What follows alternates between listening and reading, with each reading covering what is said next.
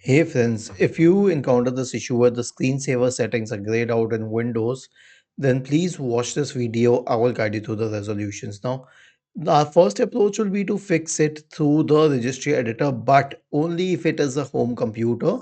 If it is a company managed computer, then most probably a group policy has been set and you will have to talk to the IT administrator to release that group policy. Otherwise, it will not work. But if it is a home computer, then you can try the following solution.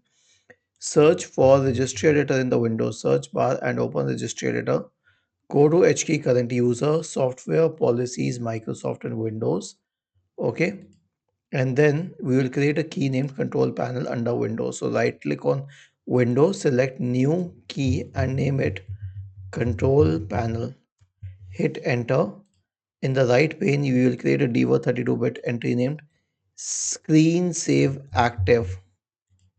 Right click new DWORD 30.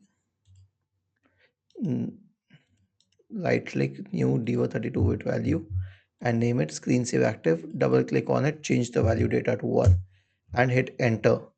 Was this helpful? If yes, then please subscribe to the channel. If not, then please let us know in the comment section of the video on how we could help you further. Thank you for watching this video and have a nice day.